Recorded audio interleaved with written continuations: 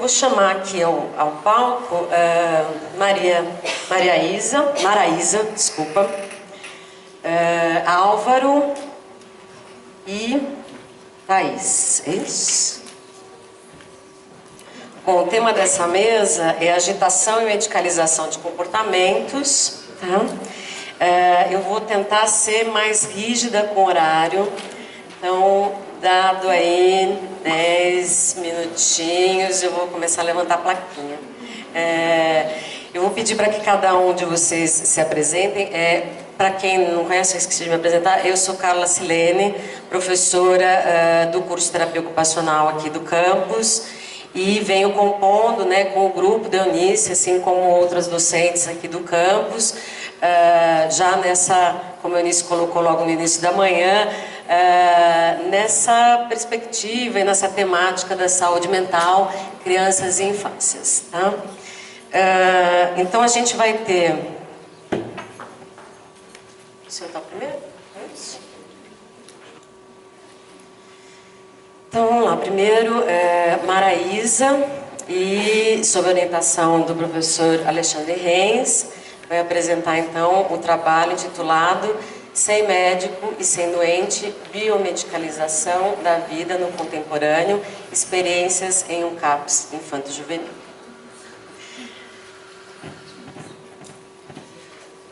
Boa tarde, eu sou a Maraísa, eu faço mestrado profissional aqui na Unifesp, comecei o ano passado, e eu trouxe hoje um pouco do que eu tenho percebido durante a minha pesquisa. Eu tenho feito uma cartografia no CAPS Infanto-Juvenil em São Paulo, eu sou psicóloga lá, trabalho 40 horas semanais lá, e diante das minhas cenas cotidianas de trabalho, das situações que eu vou vivenciando, eu fui pensando que a biomedicalização é um traço bem importante dentro dos serviços de saúde e que tem uma função muito relevante também nas subjetividades infanto-juvenis, né? A escolha desse título, Sem Médico e Sem Fronteira, e Sem Doente, desculpa, é para poder pensar um pouco essa questão da ruptura de fronteiras, onde na atualidade hoje todos nós temos acesso a informações e podemos, diante dos meios de comunicação, pensar sobre a questão de saúde e doença, né? Quem nunca consultou o Google e quem nunca se automedicou na vida e quem nunca foi pensando as questões que vive e dando nome às dores que sofre. E isso também acontece na infância e adolescência. Então foi pensando um pouco nisso que eu vim fazer, tô escrevendo essa parte do meu mestrado. O tempo é curto, então eu escolhi alguns casos para poder falar de algumas coisas que eu acho importante. Eu trouxe aqui um trecho de uma cena do meu cotidiano. Foi um acolhimento que eu fiz de uma garota que chegou no CAPS para ser atendida e no meio da conversa, logo que ela chegou, ela me disse assim: sabe, é muito difícil ser eu. Sou muito depressiva, insegura e ser canceriana não me ajuda. Quero tudo só para mim. Eu preciso de amor. Não sei se eu vou conseguir viver assim. Terminei com a minha namorada. Eu preciso passar com a psiquiatra. Quero tomar um remédio. Eu estou com síndrome do pânico. Eu sei que vocês têm essas outras terapias aí, mas eu queria mesmo era um remédio para essa minha crise. Quando eu vou dizendo da biomedicalização, eu vou dizendo dessa nova configuração dentro da sociedade atual que a gente vive hoje, né? A gente tem pensado muito sobre medicalização, que faz muito sentido quando a gente pensava na sociedade disciplinar, lá atrás, onde que vinha com essa ideia de corrigir os corpos, e a medicação entrava nesse sentido. Quando eu falo de biomedicalização, estou pensando também através da biopolítica, né, e na sociedade de império que a gente vive hoje, onde o controle e as forças, os poderes estão permeados em nós, pulverizados. E aí, nesse sentido, a biomedicalização está muito presente em todos nós e vai desejando também o que a gente deseja. Quando eu termino com a minha namorada, no caso, dessa garota, eu procuro um serviço de saúde mental para poder aliviar a minha dor com o uso de medicação, diz de uma subjetividade que tem esses efeitos da biomedicalização no corpo, né? O que acontece que eu preciso procurar um serviço de saúde mental para poder afagar a minha angústia no término de um namoro? E isso a gente vai vendo todos os dias. Quando chega acolhimento de criança que está sofrendo porque o cachorro morreu, porque tem uma agitação no contexto escolar, porque tem uma relação difícil com a família. E são cenas e situações que a gente vive no cotidiano que rapidamente é entendido como um problema médico, seja pela escola, pela família, pelas instituições que a criança ou o adolescente frequenta e pelo próprio adolescente ou criança. Um exemplo disso também, eu estava num atendimento de referência com um garoto e a gente estava conversando sobre o projeto terapêutico dele dentro do CAPS. E ele chegou para a gente encaminhado de um ambulatório de saúde mental do município de São Paulo. E o ambulatório mandou para a gente porque só os CAPs infantos juvenis em São Paulo podem receitar Ritalina. A gente tem um protocolo municipal, acho que já está em vigor há uns 2 ou 3 anos, e tem toda uma avaliação que é feita pela equipe multi. E aí, então, por via pública, só pode ser receitado e entregue a Ritalina nos CAPs infantos juvenis. E a gente conversando, o Renato tem 11 anos, eu conversando com a mãe dele, porque no processo de avaliação, nos encontros com ele, eu fui entendendo que não necessariamente ele era uma criança que tinha TDAH, não necessariamente ele era uma criança que precisava tomar Ritalina. E aí ele fala assim: tia, eu sei que vocês acham que eu não preciso tomar remédio. Estou aqui ouvindo o que vocês têm falado para minha mãe. Mas eu preciso, eu não consigo prestar atenção na aula. Se eu não tomar Ritalina, não consigo prestar atenção na aula se eu não tomar Ritalina. Eu tenho sim um problema para me concentrar. E aí, essa questão que, diante de um processo de tentar desmedicamentalizar uma criança, ela te pede para tomar remédio, porque ela não consegue prestar atenção na sala de aula. E aí, a partir disso, desses encontros, que eu fui começando a pensar que forças são essas que passam nesse corpo, no meu, no do Renato, no da mãe dele, da professora, que vão buscando encontrar na medicação algumas soluções para a vida, assim, né? O Renato, e aí eu vou percebendo que até quase uma função de cidadania, assim, de poder tomar medicação. Você pode pular 2 slides, por favor? Passou um tempo dessa conversa, acho que uns 15 dias, ele me chamou no corredor e falou assim: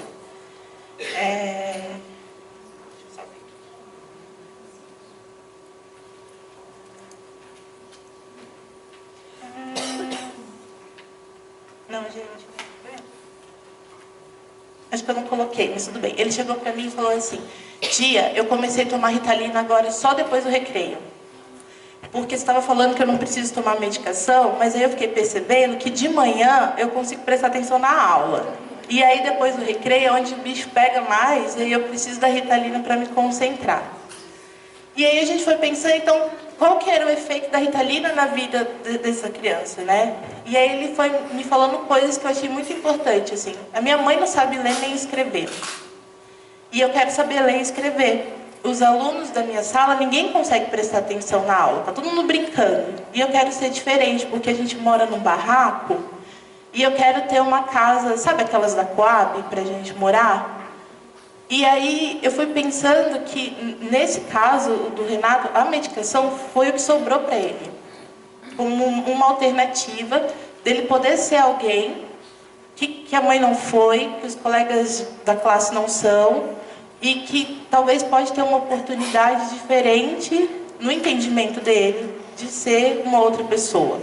E eu fiquei muito surpresa dele ter prestado atenção e ter me dito que ele está tentando diminuir. Então eu estou tentando chegar no meio termo, né? E aí eu vou pensando que esse processo de desmedicalizar e desmedicamentalizar é muito complicado de fazer dentro de um serviço de saúde, principalmente de saúde mental. A gente vai pensando isso porque Pensando na biomedicalização, eu acho do nível do impossível conseguir fazer práticas desmedicalizantes dentro de um serviço de saúde. A gente sempre passa pela linha médica. São muitas concepções de saúde, são muitas concepções dos trabalhadores e dos usuários, né? A mídia está aí, os modos de vida, a gente sempre está buscando um chazinho para isso, uma academia para aquilo. E do jeito que você vai entendendo isso e o conceito de saúde global que a gente chegou na contemporaneidade pode ser traços medicalizantes. E eu não estou falando que isso é bom e nem ruim. Estou falando que isso tem efeitos, né? E esses efeitos é o que vai aparecendo no discurso de crianças desde muito novas. Como o Renato, com 11 anos, chegou para mim para dizer isso, né? E ele não foi o único. Já tem algumas referências que são garotos pequenos que fazem uso de Ritalina e que me falam da importância de estar tomando essa medicação. E fazer o processo de desmedicamentalização, que é quando a gente vai apostar em tirar a medicação de alguém, que aconteceu com um garoto que chegou tomando risperidona, que é uma medicação, é um antipsicótico, que é usado para algumas crianças para diminuir a agitação e contornar os comportamentos. É muito usado. E é um remédio que a gente usa para pessoas que têm esquizofrenia, para pessoas que têm alguma questão dentro das psicoses. E aí são só 5 gotinhas, imagina, né? Ou Neuleptil também, que é uma medicação que também ajuda a baixar. Nas escolas, tem um pedido muito grande para poder diminuir essa agitação, esse modo que a criança está, e chega para a gente muita criança medicada. Do posto de saúde, do ambulatório, de outros serviços, do consultório particular. E aí são dentro... Não. E aí pensando a partir disso, a gente vai tentar fazer o processo de desmedicamentalização. É difícil porque, como assim um serviço de saúde não vai dar remédio para a criança? Se ela está causando, se ela está dormindo, se ela briga na escola. Como assim ele tem um laudo de TDAH ou de opositor e aí tem uma equipe que está falando que não é?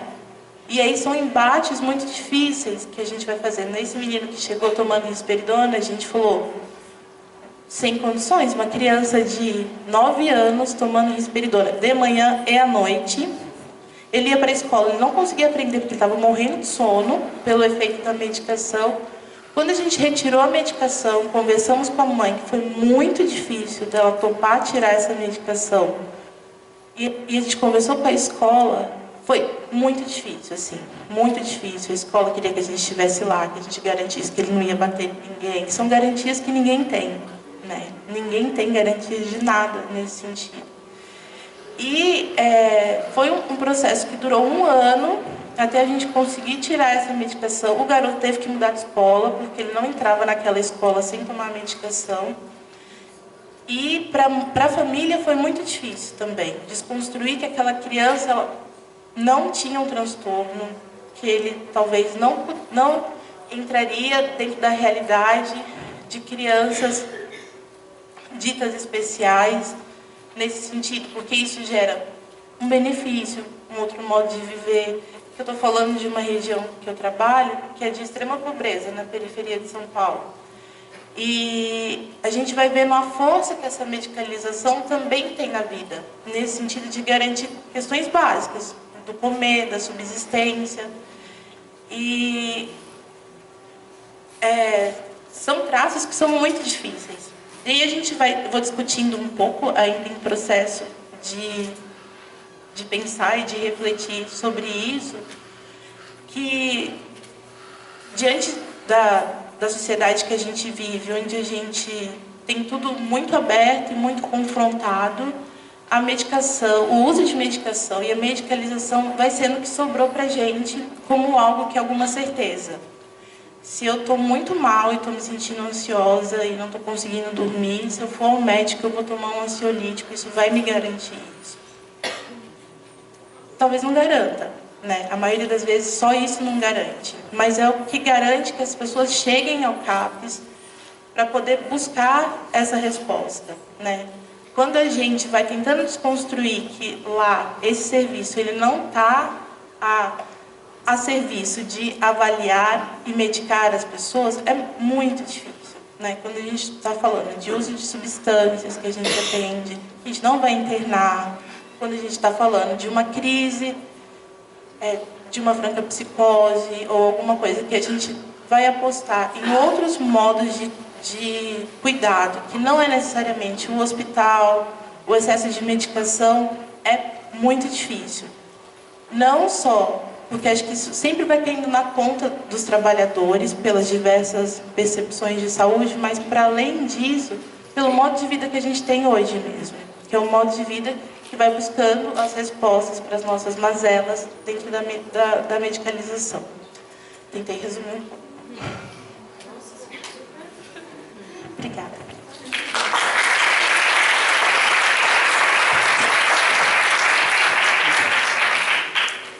A Maraísa, ela foi para baixo do tempo. Então, eu passo a palavra agora para a Thaís, com o trabalho dela, que é Medicalização da Infância na Educação, uma leitura a partir do discurso capitalista de Jacques Lacan. Pode ir com mais calma, até o aviso. Vou ler. Boa tarde. Eu vou ler a minha apresentação, justamente por causa do tempo eu fiquei ansiosa para não ultrapassar, então eu espero que vocês possam me compreender. Se eu estiver falando muito rápido, vocês falem também, por favor. O título, eu sou psicóloga e psicanalista. O texto que eu vou ler, ele faz parte uma tentativa de tentar transmitir o meu mestrado, que eu finalizei agora em final de setembro. Então, na verdade, é uma leitura, esse texto faz uma leitura dele todo, né? E o meu mestrado eu realizei no Núcleo de Psicanálise e Sociedade da PUC São Paulo. Então eu vou, nesse primeiro momento, relatar o contexto que a minha pesquisa surgiu. Em 2014, iniciei minha atuação como psicóloga dentro de uma diretoria de educação vinculada à Secretaria Municipal de Educação de São Paulo. Dentro do programa de educação especial, eu fazia parte de uma equipe de saúde, também composta por fonoaudióloga e assistente social. Nosso trabalho era receber queixas escolares via relatórios encaminhados pelas unidades educacionais. Nosso objetivo enquanto equipe multidisciplinar era de avaliar e diagnosticar qual era o problema apresentado pelo aluno e dar um possível encaminhamento para a rede de saúde.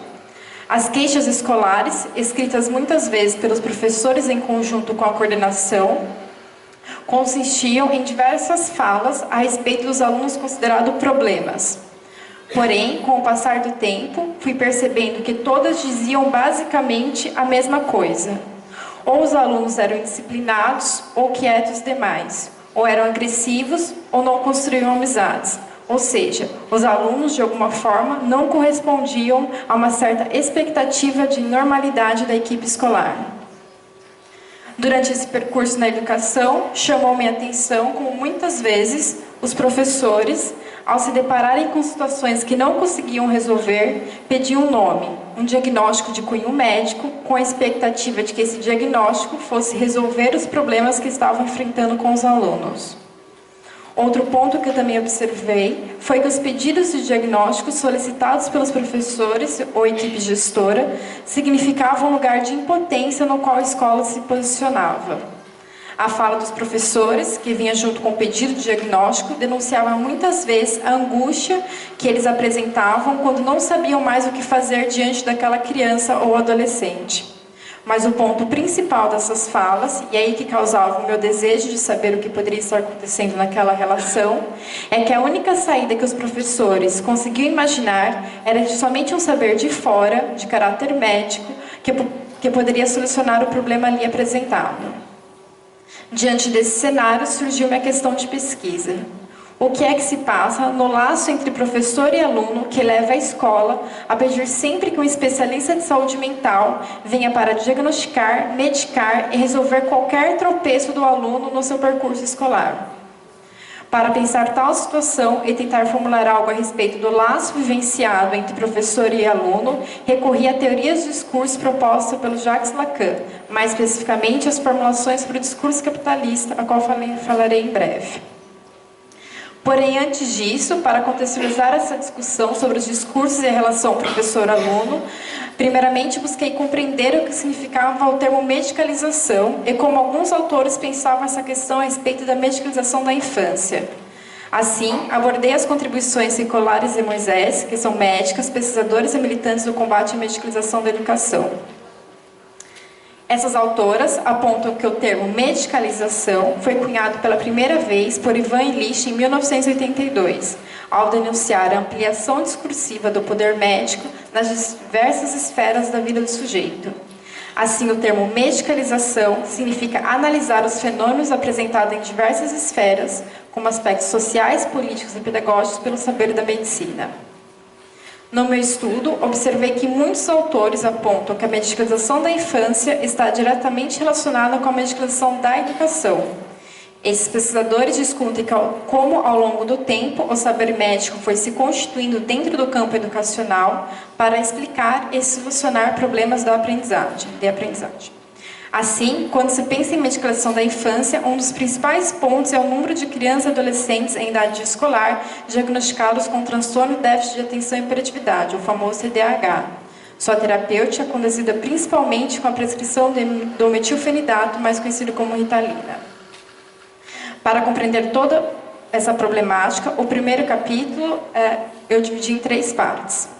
Na primeira, trabalhei o conceito de infância e como esse se trata de uma construção histórica, principalmente conforme a pesquisa do filósofo francês Philippe Ariès. Na segunda parte, discuti como a criança, em seu novo estatuto da modernidade, se tornou objeto de intervenção social. Na terceira parte do primeiro capítulo, descobri sobre como no contexto brasileiro, o saber médico entrou na educação e sobre como a noção do fracasso escolar foi construída e depois medicalizada.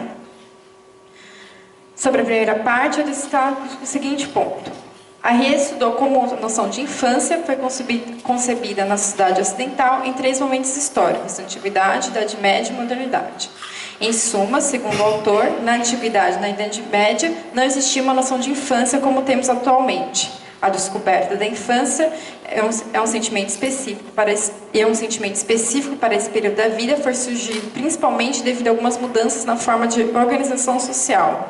Isso se deu com a passagem da vida comunitária para a vida privada, pela mudança do modo de produção típica do feudalismo para a sociedade burguesa capitalista.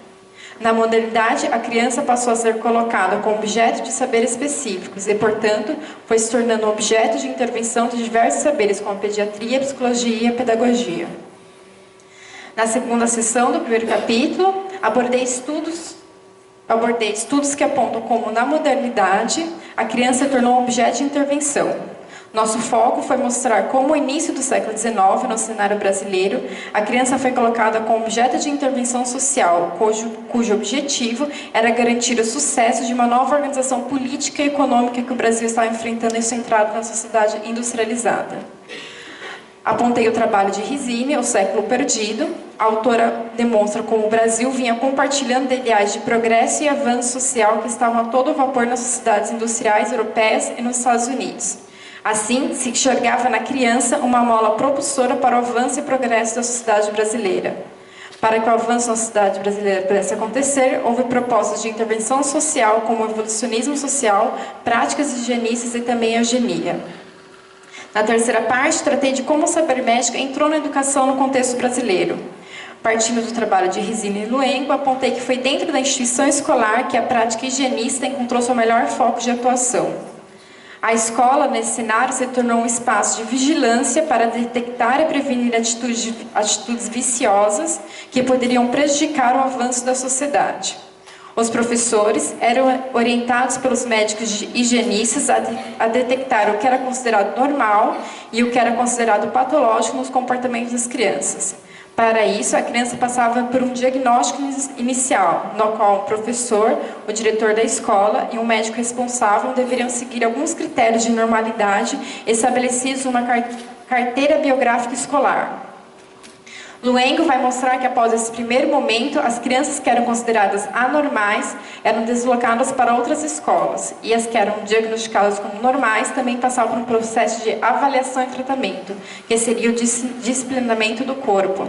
A autora fez uma análise através da teoria de Foucault. E por fim, eu trouxe a discussão a respeito desse primeiro capítulo, do que se chamou fracasso escolar. Historicamente, no primeiro momento, o fracasso escolar era atribuído a alunos que apresentavam algum desinteresse ou indisciplina, ou seja, o fracasso era de ordem comportamental. Mas, ao longo do tempo, os fracassos escolares foram sendo vistos como problemas de ordem neurológica e psiquiátrica. Assim, apontamos o estudo de Colares e Moisés, que realizaram uma análise crítica a respeito de como foi se constituindo o processo de nomear os processos do não aprender em distúrbios médicos. As autoras discutem o surgimento de duas categorias diagnósticas, dislexia e o TDAH, como fruto dessa associação entre saber médico e problemas de aprendizagem. A partir desse momento, né, eu começo a entrar na parte da psicanálise, né? Feito esse apontamento sobre a construção da infância ao longo da história, como a educação a incorporou no seu saber científico, vou apontar agora brevemente como a psicanálise concebe a noção de sujeito. Para essa, o sujeito é o sujeito do inconsciente. O conceito de sujeito para a psicanálise de orientação lacaniana é bastante vasto e perpassa toda a obra do Lacan.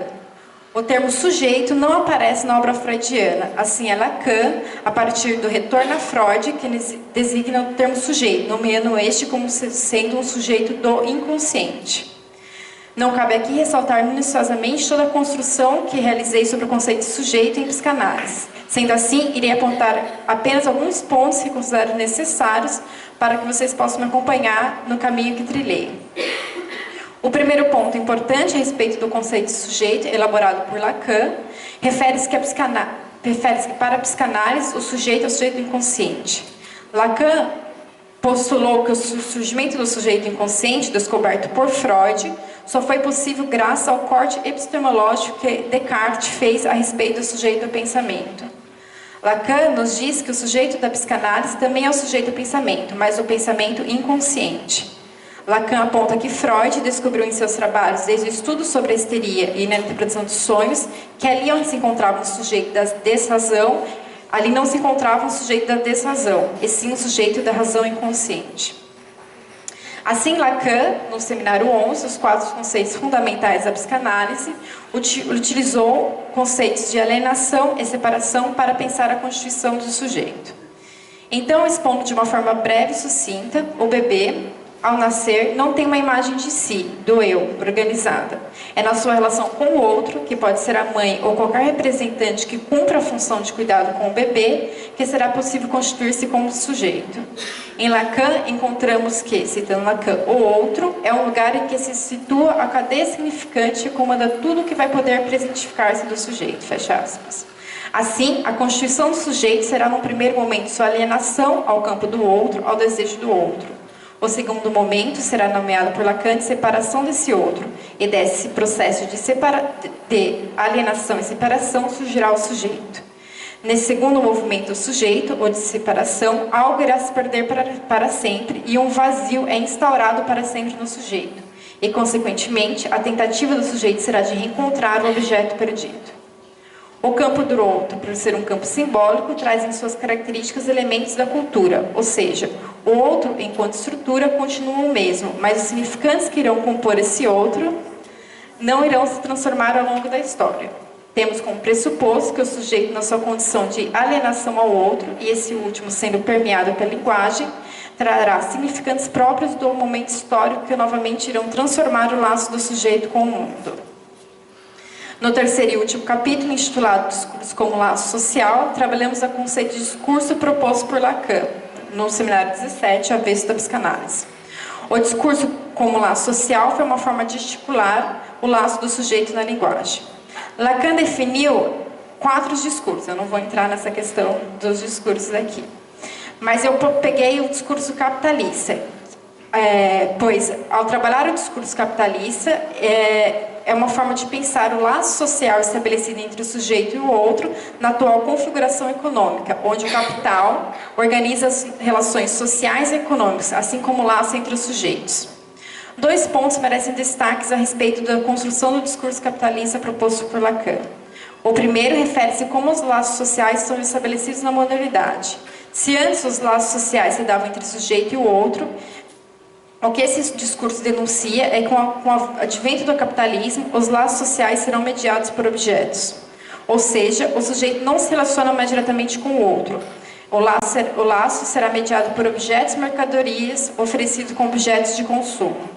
Deste modo, destaco agora o segundo ponto importante dessa construção discursiva. O estatuto do sujeito se reconfigura nessa nova modalidade discursiva. A partir de agora, o sujeito se torna um sujeito consumidor. A crença que esse discurso promove nos sujeitos é que este, ao consumir determinado objeto, seu vazio estrutural poderá ser preenchido. Em outras palavras, ao consumir tal objeto, os problemas por ele vivenciados poderão ser solucionados.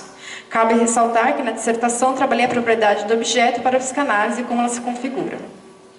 Como essa discussão teórica nos serviu para pensar o objeto de estudo dessa pesquisa? O laço estabelecido pelo discurso capitalista na contemporaneidade nos possibilitou pensar em 2 pontos, principalmente. O primeiro trata-se de quando pensamos na própria construção das categorias de diagnóstico dos transtornos de aprendizagem e como tanto a categoria de diagnóstico como o medicamento podem entrar como objeto de consumo, operando no objeto causa de desejo. Deste modo, no discurso capitalista, o significante regido pelo capital financeiro das indústrias farmacêuticas poderia influenciar o saber, que no caso seria a psiquiatria biológica e as neurociências, para produzirem mais diagnósticos psiquiátricos e mais medicamentos. Uma questão trazida por Quinet. A neurociência e a psicofarmacologia, regida pelo discurso capitalista, está produzindo novos remédios para novos males ou criando novos males para novos remédios? Essa questão é importante, pois o discurso capitalista promove a fantasia de que o objeto, causa do desejo, pode ser consumido. Com isso, podemos pensar que o diagnóstico psiquiátrico e o medicamento teriam essa função de objeto no sujeito. Se sim, tanto o medicamento como a categoria diagnóstica psiquiátrica podem estar na função de retroalimentar o sistema capitalista. Esse ponto fica mais evidente quando considerada a controvérsia a respeito da categoria diagnóstica TDAH e a influência das indústrias farmacêuticas na construção desse diagnóstico. Pergunto, os diagnósticos de aprendizagem, como dislexia e TDAH, poderiam estar com resposta ao mal-estar social referente aos fracassos escolares? Caso sim, esses diagnósticos de aprendizagem poderiam ser vistos como objetos de desejos que podem ser consumidos e assim com a ilusão de tamponar os impasses das crianças no processo de escolarização. E por fim, finalizando o meu texto, o segundo ponto de análise, quando pensamos os laços estabelecidos dentro da escola, ou seja, o laço entre professor e aluno. Para isso, partimos no primeiro momento da análise de Ferreira e Couto, que vão construir a respeito do corpo da criança na modernidade. Para as autoras, o corpo da criança se tornou um corpo de déficit, de falta. Partindo da análise da biopolítica de Foucault, os corpos precisam ser domesticados e silenciados através de técnicas de disciplinamento. Porém, na contemporaneidade, a medicalização e as categorias diagnósticas dos transtornos de comportamento surgem para promover a disciplina e o silenciamento dos corpos de uma nova forma. Deste modo, o discurso capitalista de Lacan, o corpo da criança está no lugar de sujeito consumidor. O corpo da criança se torna objeto de intervenção desses saberes regidos pela tecnociência que produzem objetos a serem consumidos. O corpo como déficit poderá ser total, a partir de um saber produzido pelo saber científico, que poderá ser nesse contexto a categoria de diagnósticos e os medicamentos. Acreditamos que quando a criança fracassa no seu percurso escolar, os objetos produzidos para completar essa falta, com a promessa de completar esse corpo, serão os diagnósticos e os medicamentos. Ironicamente, um dos medicamentos que são utilizados para tratar o TDAH se chama Concerta. E por fim, o discurso capitalista me auxiliou a pensar na própria realidade escolar e os pedidos diagnósticos que me eram solicitados. O professor e a equipe gestora, regidos pelo discurso capitalista, podem estar na posição de sujeitos consumidores? Sobre essa lógica, diante do impasse escolar vivenciado pelo aluno, o professor não conseguiria seguir o percurso escolar sem pedir um diagnóstico para aquela criança, já que o saber médico dentro da educação vem na contemporaneidade como saber médico psiquiátrico, na sua entrada no campo educacional. Trará a dimensão de um saber sobre as causas dos fenômenos dos fracassos escolares. Sendo assim, ao pedir um diagnóstico, um medicamento para continuar a conduzir o trabalho escolar, o laço estabelecido entre professor e aluno será mediado por objetos, nesse caso, o diagnóstico e o medicamento. Assim, a fantasia que observavam os professores de que somente um diagnóstico médico poderia solucionar o problema, poderia ser a própria fantasia que o discurso capitalista promove no laço do sujeito com o outro, ou seja, a fantasia de que não precisamos lidar com o nosso próprio vazio constituinte, de que é possível preencher a falta estrutural do sujeito através de objetos, de mercadorias. Para finalizar, gostaria de ressaltar que essa é apenas uma forma de pensar o fenômeno da medicalização na infância e na educação, e que o saber que a psicanálise pode nos oferecer está justamente em trazer o caráter não objetivo desse fenômeno, pois ao trazer a dimensão do sujeito e do inconsciente, essa nos auxilia a pensar o próprio caráter ideológico que o pedido diagnóstico tem dentro da realidade escolar e nos encaminhamentos feitos para os especialistas em saúde mental. Obrigada.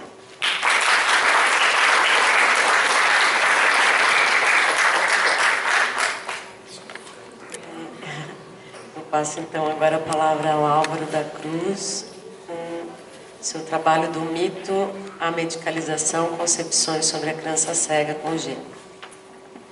Boa tarde a todos. Está desligado. Boa tarde a todos. Eu vou mudar radicalmente a apresentação que eu ia fazer. Vou passar várias etapas, porque eu acho que vai ficar mais rico. Álvaro Picanço, eu sou pedagogo, arte educador, psicopedagogo, totalmente voltado na área da educação especial, né?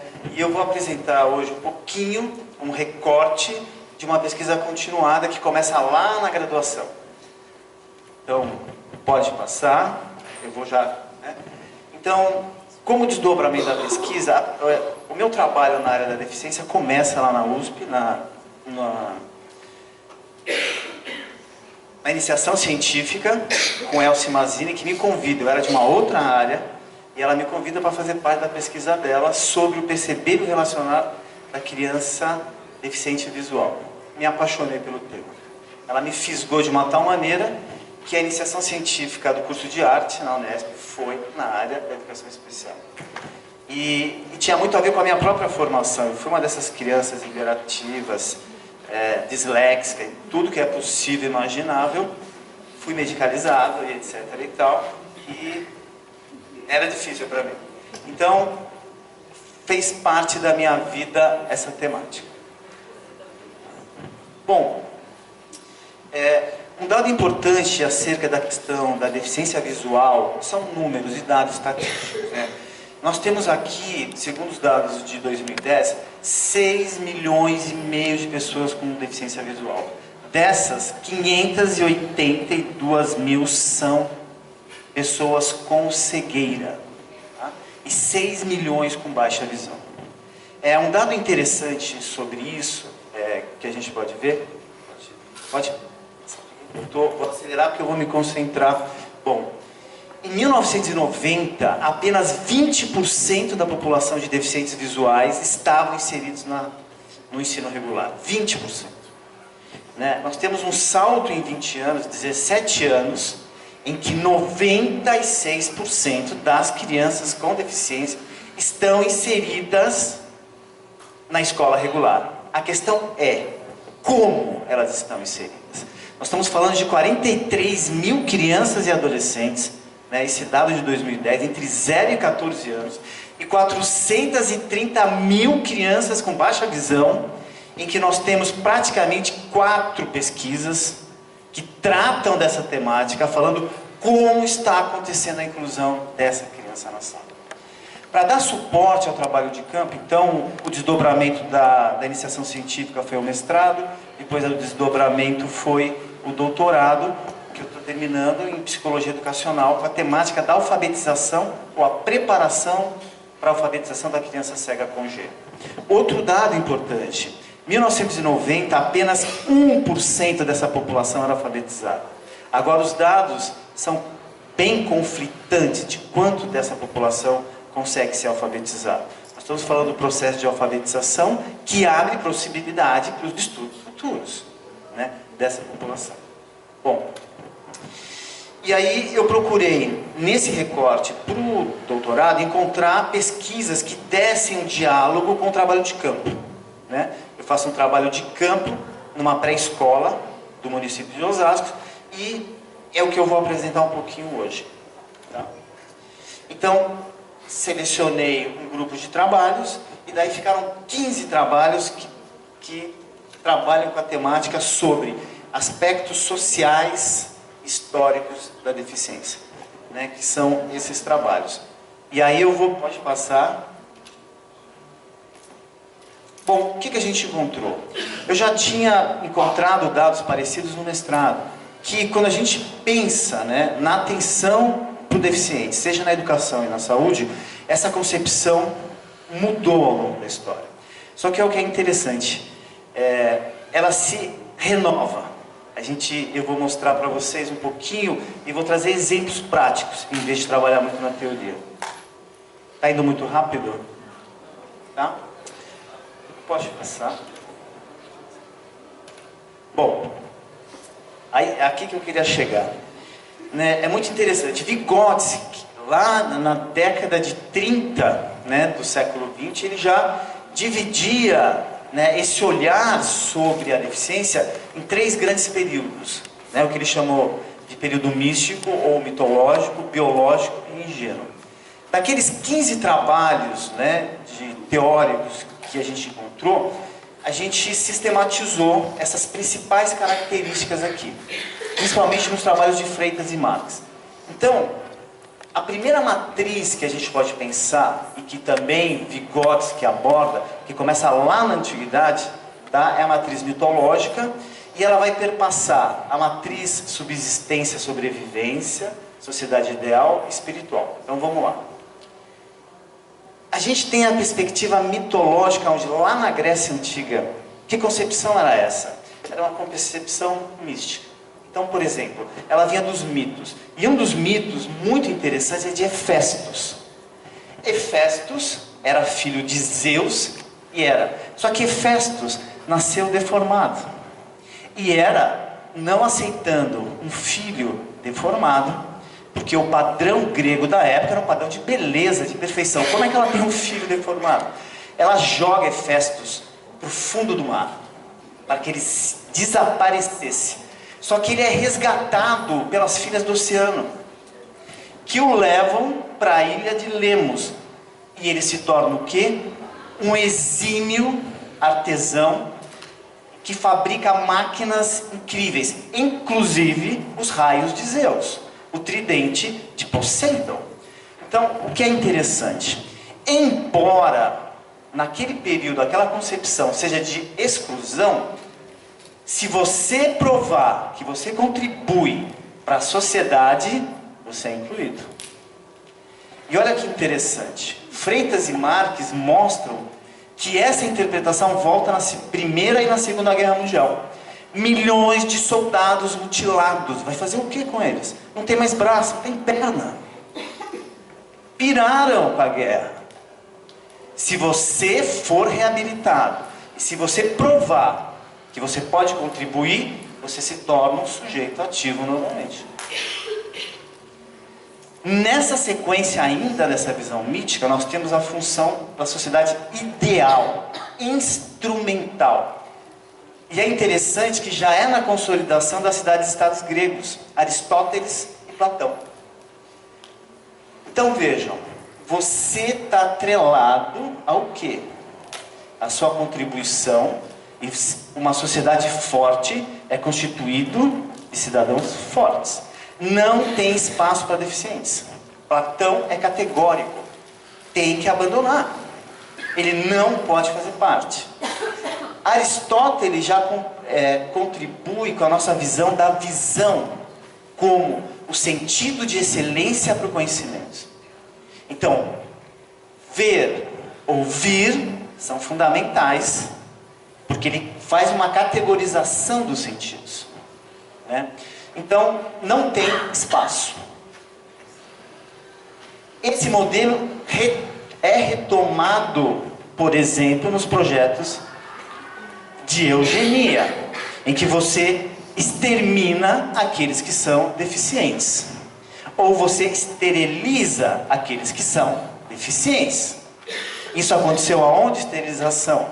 Estados Unidos, países europeus, e o ápice foi na Alemanha, que a gente já sabe da história.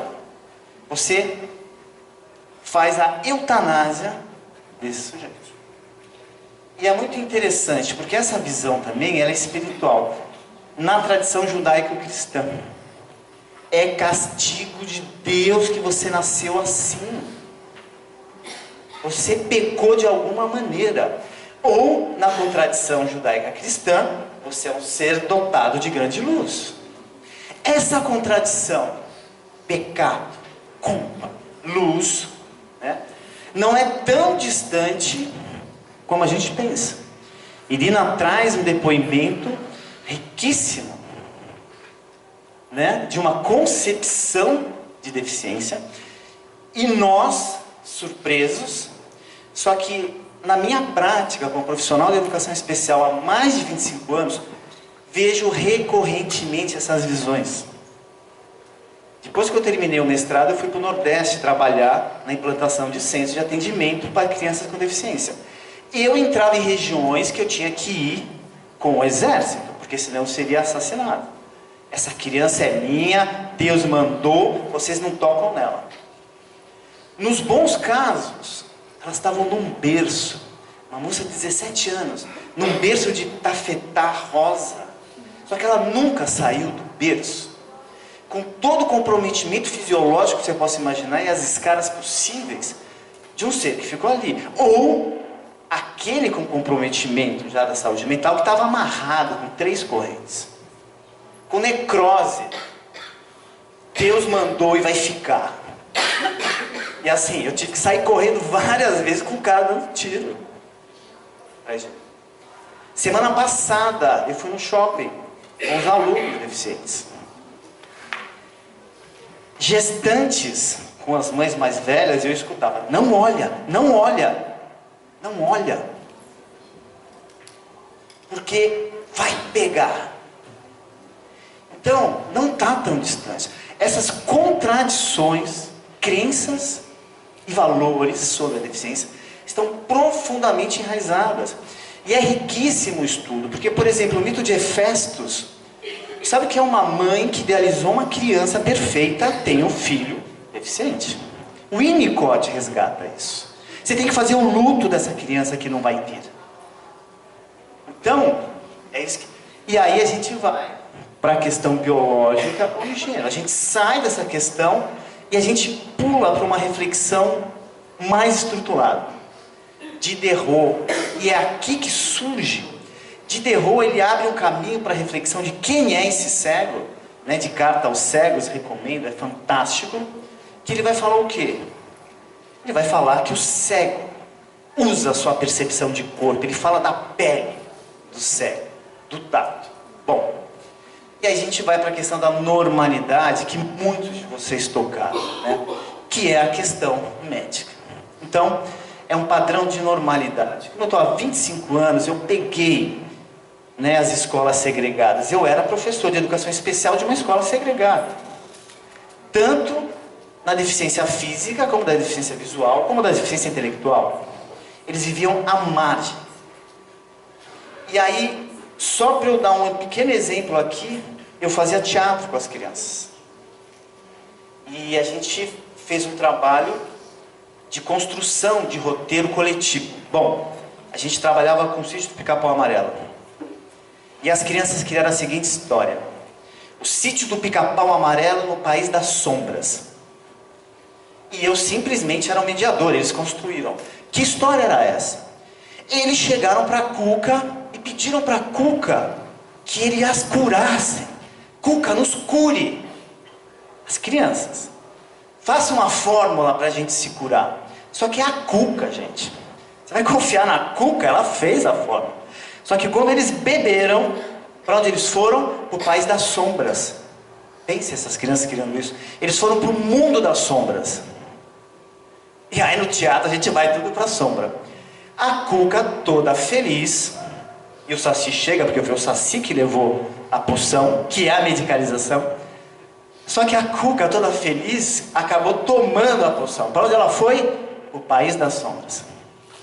Só que quando ela chega no País das Sombras, quem que ela encontra? A Curupira mutante, que escravizava os ursinhos de pelúcia, que eram as crianças da educação infantil, da educação especial, que ficavam o dia inteiro na fisioterapia. E a Curupira, trabalha. E eles, todas as crianças da escola ali de ursinhos. Bom, olha isso. Para sair dali, chega uma fada. E a fada fala o seguinte: para sair do País das Sombras, vocês vão ter que fazer com que a Cuca se transforme. Ixi, a Cuca se transformar e a Cuca fugindo, porque ela era muito mais fraca. E nesse processo, e olha como as crianças escolhiam seus papéis. A que fez a cirurgia ortopédica, que nunca mais vai permitir que ela ande, estava linda na cadeira de roda. E ela queria ser a princesa. Só que ela nunca mais vai andar. E aquela que estava aprendendo a andar, mesmo com toda a espasticidade, ela era o dragão azul. Dragão azul. Só que ela queria ser o dragão azul. Ela era assim. Chega a fada, sabe o que a fada faz? Quem é você? O dragão azul. E ela falava do jeito que uma pessoa com disfunção neuromotora fala. Não! Quem é você? E ela arranca a máscara dela. Ela era a menina dos olhos azuis. Porque ela tinha os olhos azuis lindos. Bom, fechando. Eles conseguem fazer com que a Cuca, depois de perceber os horrores que ela fazia, e ela pede, por favor, sejam meus amigos. Ela busca uma reconciliação. E isso é na visão de crianças e jovens, construindo esse repertório. Então, fecho, colocando essa questão. Nós ainda estamos longe do entendimento do que é a pessoa com deficiência. Longe de entender a sua maneira própria de estar no mundo. E isso é fundamental nos processos. Nesses 25 anos eu nunca vi tanta hipótese de comorbidade com os deficientes. É impressionante. Por quê? Porque ele não consegue se adaptar naquele espaço que não leva em consideração a maneira própria dele ser. Lógico que ele vai ficar irritado. Lógico que ele vai ficar doido. Lógico que ele não vai parar quieto. Ele precisa interagir. Só fechando, Merleau-Ponty fala que estar doente é estar fechado ao mundo que te rodeia e você não ter acesso a ele. Então é isso. Primeiro eu queria parabenizar, muito boa essa mesa, muito legal. Quer dizer, todas foram, tá? Quer dizer que me instigou porque tem a ver com o momento, assim, eu sou psiquiatra, trabalho mais com a parte adulto e agora por uma situação específica do município que trabalho aqui em Santos, eu fui convidada assim, a estar no mundo infanto-juvenil, que para mim é um mundo novo. E para minha surpresa, o pedido de medicalização é muito maior do que do mundo adulto, né? Assim, os adultos têm chegado, eles chegam já praticamente com o diagnóstico, que vão no Mr. Google, né? E assim, tem os charmes, síndrome do pânico, a depressão, eles já mais ou menos chegam. E as crianças, elas vêm de um outro espaço. Eu acho que isso que vocês colocaram aqui é muito importante, elas vêm de um espaço onde elas não se encontram, né? Eu gostei muito dessa tua frase do final, né? Que deixa eu pegar aqui, fiz a minha colinha. De estar doente, se estar fechado no mundo que te rodeia e não ter acesso a isso. Eu acho que esse é o papel do trabalhador, né, da saúde mental, do pedagogo, é ajudar essa criança a ter acesso nesse mundo. A gente sofre uma pressão da escola, a gente recebe criança já com diagnóstico do neurologista e com indicação da medicação. né? Que até a gente estava brincando de... Se você já acha, também que manda para mim, né? Você sabe tudo, né? E assim, é uma dificuldade para essas crianças, porque elas não têm esse laço afetivo. São várias questões. Vocês fizeram a teoria, né? Trouxeram a teoria, mas assim, a gente que vê na prática é isso. São escolas, classes superlotadas, né? Com professores despreparados, a grande maioria, dentro de uma sociedade que quer normatizar tudo, não quer ter trabalho. Eu não quero ouvir aquela criança, como a gente ouve relatos de criança que começou a ficar hiperativa depois que deixou de visitar o pai na cadeia. A criança que estuda em 2 escolas, numa, você lê o relatório, criança educada, participativa, tudo lindo. Na outra, a criança não fica nem dentro da sala de aula. Ora, como é que ela é? Então ela é meio período de TDAH e depois no outro período ela é normal? É uma coisa estranha, né? Tem alguma coisa estranha nas nossas escolas.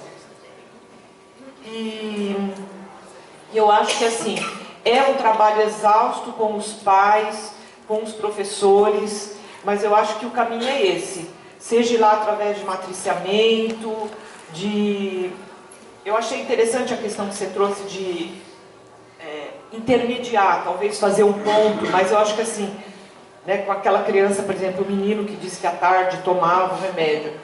Mas eu acho que cabe a nós, às vezes a gente sofre muita pressão da família, né? Porque se a criança tem um diagnóstico, por exemplo, de autismo, de deficiência mental, além de tudo ela ainda recebe um benefício, né? Mas é o que a gente tenta dizer para as mães, não é porque ela vai ter o benefício que ela precisa ter a medicação, né? E dá trabalho mesmo, porque você tem que conversar com o professor, com a atenção básica, com a mãe, com o pai, né? Com os próprios trabalhadores, que às vezes na própria equipe também tem gente que quer medicar. Então, acho que é um trabalho assim que a gente não pode desistir. Acho que eu queria salvar isso, por mais difícil que seja, porque às vezes essas crianças, né, esses adolescentes, aquela pessoa que tem esse olhar de que ele pode ser resgatado do fundo do mar, mas não para ser útil, talvez ele não seja útil, mas ele vai ser gente e ter esse lugar na sociedade. Então acho que esse é o papel do trabalhador, da saúde mental, de pedagogo, seja lá quem for. Aí fica aí para vocês comentarem.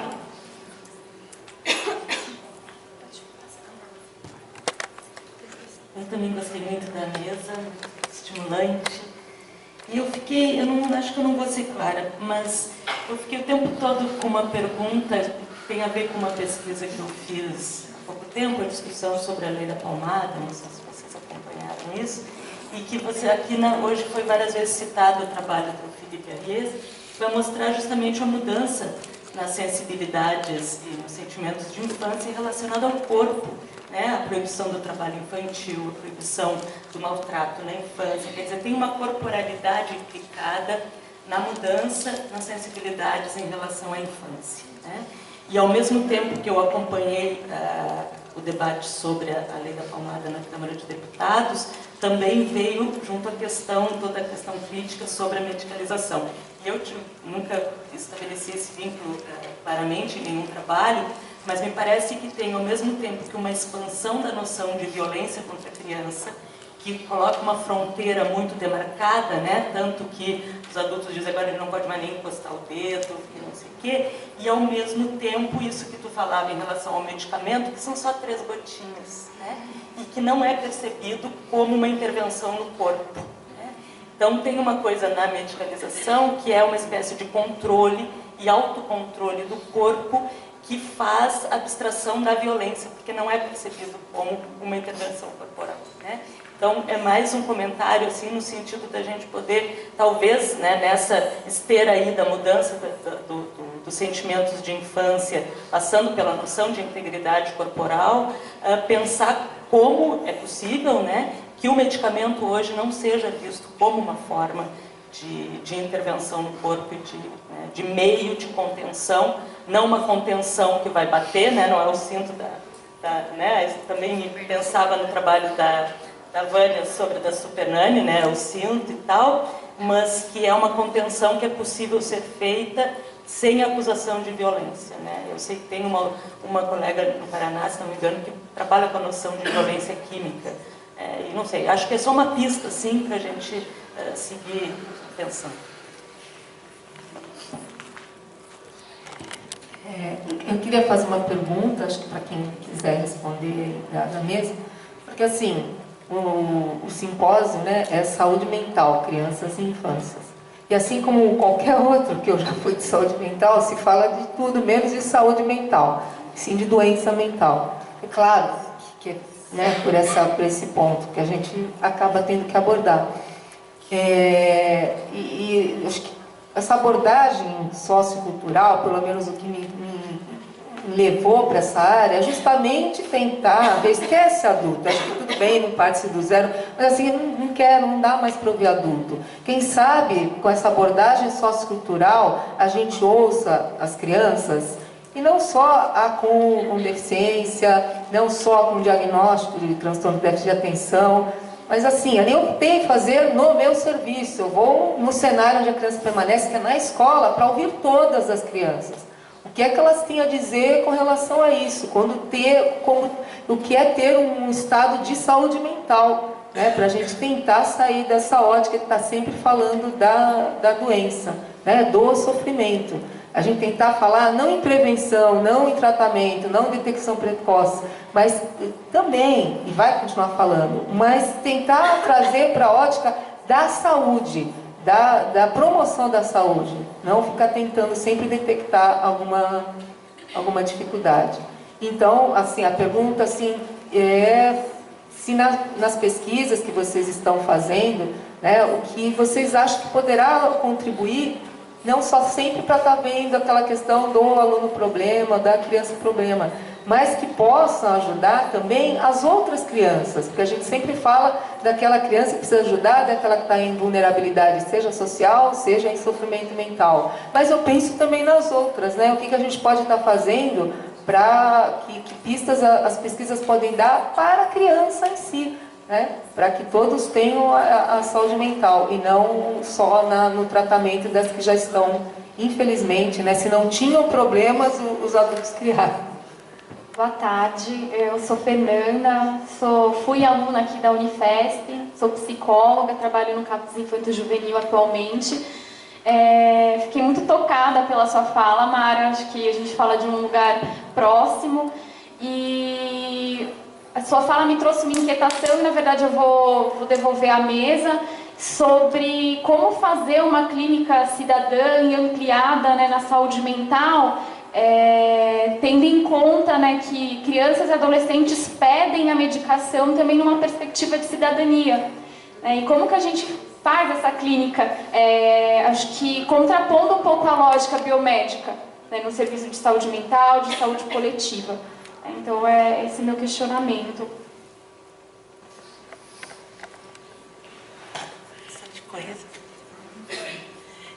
Essa questão que você falou do CAPS, eu acho que foi uma das questões que me fez pesquisar esse tema, né?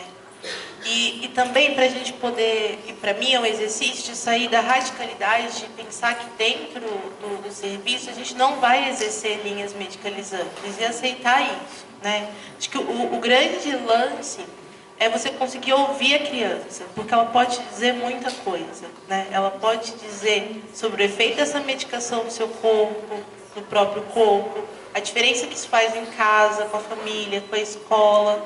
E quando a gente dá essa voz para a criança ou para o adolescente poder te dizer isso, eu acho que vai um pouco guiando a gente através da clínica. Pelo menos é o que eu vou tentando fazer no meu cotidiano, assim. E que eles vão, e você vai poder construindo junto com eles também essa perspectiva do que é ser uma pessoa que desde pequeno toma um remédio, né? E um remédio controlado, e um remédio que tem, a maioria das vezes, efeitos colaterais no seu desenvolvimento, né? Uma pessoa que toma risperidona há 5 anos, ou Ritalina, tem efeitos graves no desenvolvimento. Tem muitas pesquisas que vão falando isso. Então, acho que é um cuidado que a gente vai tendo e vai discutindo.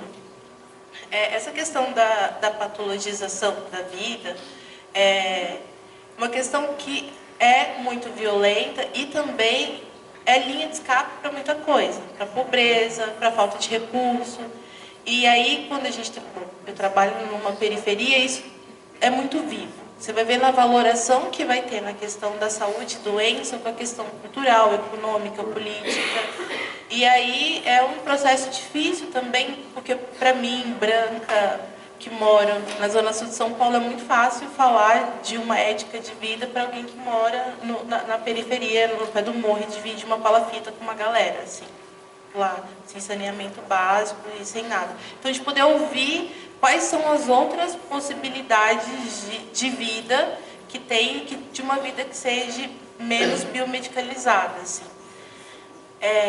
E isso é uma questão que a gente conversa o tempo todo no CAPES, assim, acho que o fato de eu estar pesquisando isso também ajuda um pouco a levar para a equipe essas questões, e também a gente vai vendo isso no nosso dia a dia. Hoje a gente fez, há uns 2 meses atrás, um levantamento, a gente tem 25% das crianças que a gente atende só com uso de medicamento contínuo. Então, eu acho que isso vai falando o quanto que a gente vai investindo em outras práticas e em outros modos de estar com eles e de cuidar, né? E isso não é fácil, porque é isso, tem a escola, tem a família, tem a própria criança. E aí acho que essa questão da gente estar junto e de dar voz e de ouvir, e de tentar construir outros modos de pensar, ajuda um pouco, né? E essa questão da violência também acho que é muito pertinente, né? Quando falei isso, você foi falando, eu me lembrei de um caso que a gente estava discutindo na UBS, de um garoto que estava vendendo água na rua. E aí, rapidamente, quando eles descobriram, pegaram o menino e levaram para o CAPS, porque ele era acompanhado pelo CAPS. Mas ninguém perguntou para o menino por que ele estava vendendo água na rua. Só que aquilo era trabalho infantil, que era uma violência, que era uma transgressão, onde já se viu uma criança de 9 anos vendendo água na rua. E ele estava vendendo... Aí, quando a gente pergunta para ele, mas por que você estava vendendo água? Né? O que aconteceu? Ah, tia, que meu aniversário está chegando e eu queria comprar um bolo. E aí eu pensei, vou comprar água, vou vender água, vou ganhar dinheiro e vou comprar um bolo e vou fazer um bolo para mim e para os meninos do meu quintal. E aí, nesse ponto, vai vendo os pesos que a gente vai dando nas nossas concepções já pré-estabelecidas diante de todas as tutelas e garantias e proteções que as crianças têm, mas a gente não ouve elas, né? E aí a gente acaba colocando em mais um buraco, em mais um rótulo. E aí, poxa, eu precisava essa criança ter ido no CAPES infantil para falar que estava vendendo água para comprar um bolo, né? Não precisava, não é uma questão de saúde ou doença, é uma questão da vida, assim. E aí acho que nesse sentido, dependendo da abordagem que a gente vai fazendo, também a gente exerce uma certa violência sobre esses corpos, à medida que a gente vai tentando dar nome e normatizando ou desnormatizando. Acho que é bem delicado.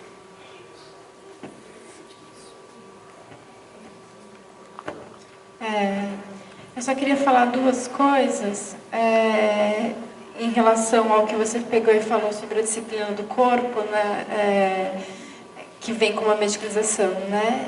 E isso foi um dos resultados que eu cheguei na minha pesquisa, de que a medicalização ela vem com essa disciplina que era exercida pelo controle dos corpos, né? E ela vem dessa forma silenciosa e compartilhada e desejada. Acho que esse é o caráter ideológico, né, que eu abordei na minha pesquisa, que todos querem, né, ter algo que vai trazer a felicidade.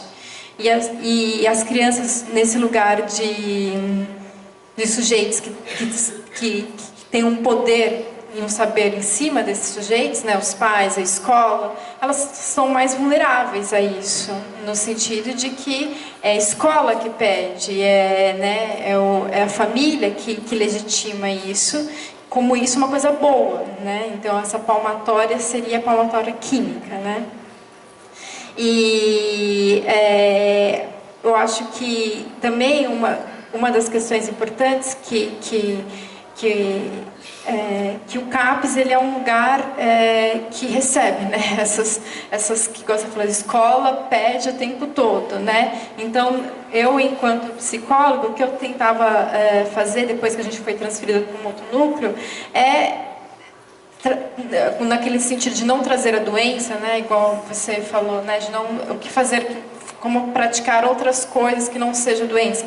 Mas na escola era justamente, né? Porque o professor ele entra nesse lugar de queixa, né? Tem 40 alunos, eu também estava numa periferia, no extremo da Zona Leste de São Paulo, então tem muitas da realidade local que é muito legitimado por um sofrimento do professor mesmo, né? Mas se esse caminho, né, da medicalização da infância parte muito desse lugar social que é a educação, né? Como criar dentro do território um espaço de diálogo entre o campo do CAPES, né, que recebe isso. Então a gente tentava produzir na escola, né, tirar esse lugar. Tirar a criança. Oi. Tem outro. Oi. Não, você fez. Falta de falar. Não, parece ligado. Agora voltou. Oi. Mas eu tentava tirar o lugar da criança de doente, no sentido... É normal a criança estar agitada, porque ela tem que sair tem que sair 5 horas da manhã e chegar às 7 horas na escola. Então o professor vinha, mas a criança está com birra, a criança está com birra. Ela não está com birra, ela está cansada. Né? Por exemplo, uma vez eu recebi uma queixa que eu tinha chegado numa escola e aí eu recebi assim, a criança está roubando. Minha pesquisa, eu tive desejo de fazer essa pesquisa por causa desse caso. Que aí eu falei assim, a criança está roubando, era uma CEI, uma creche, né? Eu falei, quantos anos ela tem? 4. Aí eu peguei e falei assim, o que ela está roubando? Eu, a coordenadora da escola e a professora. Ela está roubando chupeta e paninho. Então, uma das questões que a gente tentava fazer, né, é muito triste, né, porque o professor está tão angustiado e mergulhado nesse lugar, né, que ele e mergulhado por esse saber médico, que ele é invadido a todo momento, né, de que o diagnóstico, de que o medicamento ele vai solucionar um problema, de que aquela criança precisa de algo, precisa de um encaminhamento, precisa ir para o CAPES. Né? Então o trabalho era muito assim, tentar produzir na escola esses deslocamentos de que a criança é uma criança, que ela talvez tenha tirado o chupeta e o paninho muito cedo dela, né? Coisas assim para tentar promover outros olhares para o que o professor, porque não adianta dar o diagnóstico para aquela criança. A gente falava isso, tá bom, você quer o diagnóstico? Então ela pode ter diagnóstico, né? A gente pode, ela vai cumprir os critérios diagnósticos. Mas e aí, o que você vai fazer a partir disso? Né? Então era um pouco tentar deslocar esse lugar de doente e tentar diminuir ao máximo, que eu acho que isso é uma questão de promoção de saúde, o encaminhamento para a saúde, né? Para não chegar no CAPES, para não chegar na UBS, porque não é um problema da escola, no sentido das relações ali, não é um problema de saúde, né? Mas é muito difícil, né? Bem complicado. Pois é, pegando o gancho dos paninhos, eu tenho um amigo que fala que um grande problema hoje em dia dessa temática que a gente estava discutindo é uma crise de percepção. A percepção da criança. Quem é essa criança? A Vânia estava falando do Heidegger, do Dasein, né? Desse olhar do ser aí. Mas quem é essa criança que está aí? Né? Essa incapacidade de você se abrir para o outro e observar o outro nas suas atitudes, que é uma postura fenomenológica mesmo, tirar o preconceito. Olha esse grupo de crianças interagindo, tá sem o paninho. Escutar a criança que precisava querer um bolo da casa. Essa incapacidade de perceber o outro, que aí transcende em todas as dimensões, como é aquela que você colocou, da questão, é um trabalho exausto, é um trabalho difícil, intenso, mas ele tem que ser sistêmico. Sistêmico, tem que ter aquele protagonismo infantil. Nesses 20 anos eu vejo que quando se dá a palavra para a criança, quando se abre ao olhar da criança, e os próprios pais naquele caso se chocaram, por exemplo, Depois que eles voltaram do mundo das sombras, os pais chegaram. O que vocês fizeram com os nossos filhos? Eles não querem mais comer na cozinha com a terapeuta. O que vocês fizeram? Eles mudaram. Eles se transformaram. E, para fechar, hoje eu saio daqui... eu comecei a ter várias esperanças. Esse menino que eu atendo, ele vai agora para o ensino fundamental. 6 profissionais. A gente se reuniu para discutir o futuro desse menininho. 6 profissionais. A professora que vai recebê-lo, a profissional do atendimento educacional especializado, o setor de inclusão, a diretora, a coordenadora, a parceria institucional com a universidade, todos discutindo o futuro desse menininho. Então, isso já me deu uma esperança. Falei, pô, e hoje a esperança continua. Saio fortalecido, pegando a metáfora da nossa amiga da rede, adorei a metáfora da rede, ainda mais aqui em Santos, foi como uma tarrafa. Cada palestrante, cada trabalho apresentado foi como uma tarrafa voando em cima de mim e uma malha fina que me pegou em todos os viés aqui. Acho que eu vou demorar uns 3 anos para conseguir incorporar e foram contribuições que precisavam para incorporar em todas as áreas. E é isso, eu acho que hoje é mais um dia de esperança, né? Dessa busca contra essa quantificação, essa sociometria, né? E para o lado da humanização. Acho que é isso.